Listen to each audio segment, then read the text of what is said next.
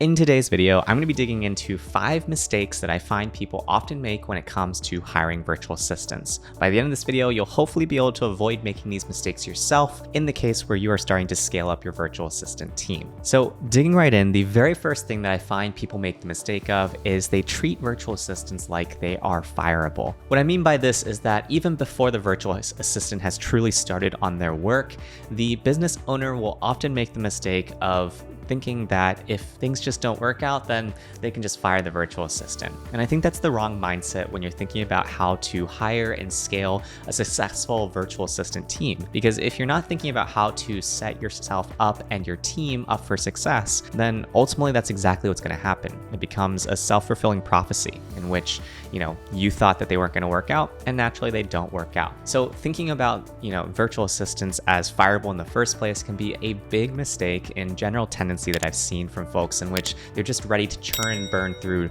different folks until they get somebody that's right for them. And I think that this is a mistake overall because it means that the person is often not investing enough time in documenting the sorts of things that they want the virtual assistant to help with. The second big mistake that I think people make when it comes to virtual assistants is they set unrealistic expectations. When you are hiring a virtual assistant, especially for the first time on your team, you are going to find that you may have to do some more hand-holding in the first few weeks of working with that virtual assistant. That's super natural because if you think about it, they have to understand your work style and you need to understand their work style. And so it's not uncommon to go through this sort of calibration period when you're first starting out. However, sometimes people have really unrealistic expectations where they're hoping that the virtual assistant they hire already knows half the things that they want them to do within the second day. And that's just simply not realistic. And so to combat that, what I would recommend you do is actually take a step back and just start to phase in tasks over time. You don't have to hand over all the keys to the castle, so to speak, on your first day of working with your new virtual assistant. Instead, just chunk things in terms of a couple tasks at a time. That way you're not overwhelming them, and that way they can also prove to you that they are competent in the sorts of tasks that you want them to do. If you're ever unsure as to whether or not you have unrealistic expectations, it can be useful just to simply ask your virtual assistant. Ask them how things are going based off the tasks that you've shared with them, or ask them just in general if there's anything you can help them with, or anything that you've given them in terms of their task list that they don't feel completely comfortable handling. Sometimes virtual assistants are really great at one task and then really bad at another task. For example, they might be really good at super basic admin tasks like scraping data, but then really bad at graphic design, and that's to be expected. There are all sorts of different virtual assistants out there for different skill sets. And so positioning people to their strengths can be really useful for everybody involved. Just for me, for example, at work, I have 2 different virtual assistants in which one of them is really great at just basic operational admin tasks, whereas the other one is better for critical thinking projects that require a little bit more creativity. And so if I'm ever in a situation where I need to come up with something like a new process, I will hand that off to the second virtual assistant as opposed to the first virtual assistant. The reason why is because I've already tested the first virtual assistant before to see whether or not they can actually take that on, and they're not really comfortable doing that. And so it's always really important to think about who is the team that you have on staff and how can you position them to their strengths. The third mistake that I find people often make when it comes to hiring their virtual assistants is that they pay the lowest possible wages. I see this all the time when going through Upwork proposals for people that are seeking virtual assistants. They were consistently paying just pennies, if even just a couple dollars per hour. And what I would say is that if you're in the situation where you can afford to pay a little bit more, then you should. It's not only beneficial for you, but it's also beneficial for your virtual assistant. Ultimately, I know where this mindset comes from because I myself years ago didn't have the budget to necessarily pay the highest rates out there. I had to pay lower rates. And if you're in that situation, I can completely empathize with you as to why you would want to post that listing in that sort of way. But what I would really encourage you to do is take a step back and think about what that is signaling as well in terms of the sort of virtual assistant that you're attracting to your job listing too. Over time, what I realized as I hired hundreds of different virtual assistants is that the lowest wage ones often had the highest failure rates as well sometimes for some of the tasks that I had to be done. And the reason why is simply because they didn't have the skill sets needed. And in order to get those skill sets, I needed to be willing to pay more and invest more in my virtual assistant team. And so in the case where you've maybe been paying the lowest wages and you've been finding yourself having to correct a ton of work that your VAs are doing, what I would ask you to do is just try to put a listing out there where you maybe double your budget or even just increase it by 50% and see what talent pool comes into the door. And in the case where you don't find any difference, then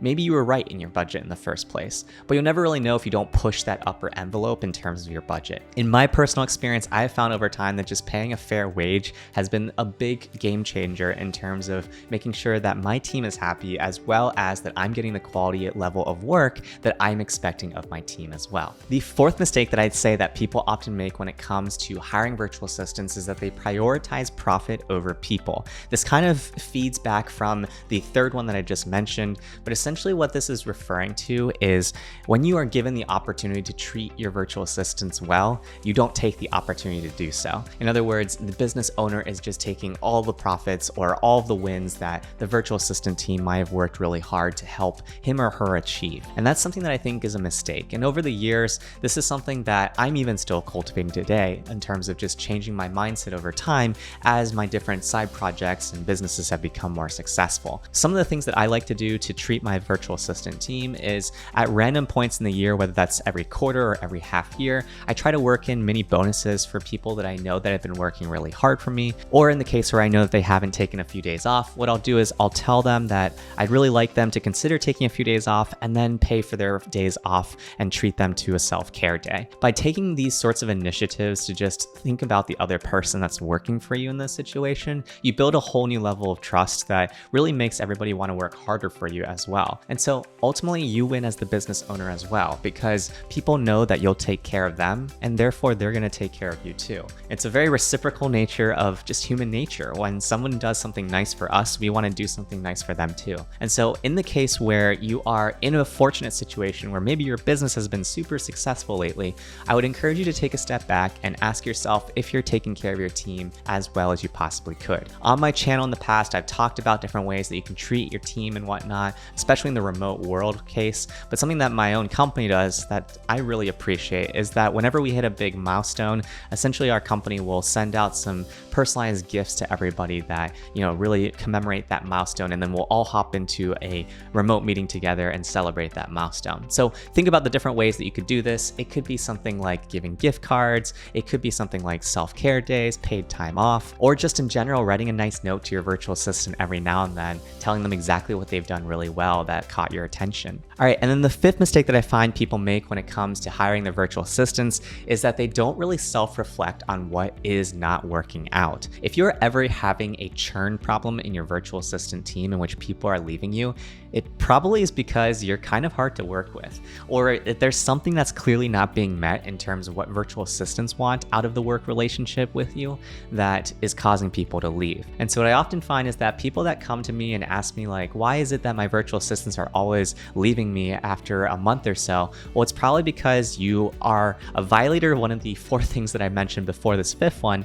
or it's something in which you're just not reflecting on what you could be doing better yourself. Something that I think is really cool about entrepreneurship is that it's a personal journey for everybody. It's something in which your own experience is different than everybody else's. My experience is going to be inherently different to your experience. And so what I would recommend you'd be doing is constantly self-reflect on where you're at right now as an entrepreneur, as a leader, as a manager, as a business owner, and ask yourself whether or not you've been improving yourself. Because in the case where you haven't, then maybe that's why you're dealing with some of the issues that you are facing. Actively cultivating your mindset and the way that you're approaching building your businesses is ultimately one of the hardest skills as an entrepreneur. And I can say that because I've been one for over a decade at this point. It's something I still have to work on and actively work to master. It's something which I turn to mentors and advisors to help me when I feel stuck. And it's something that I would recommend you also do as well, especially in the context of virtual assistants. For me, once I find a virtual assistant I really like working with, I try to keep them as long as possible. Just as a general benchmark reference for you, on my team, I have several virtual assistants that have worked for me for multiple years,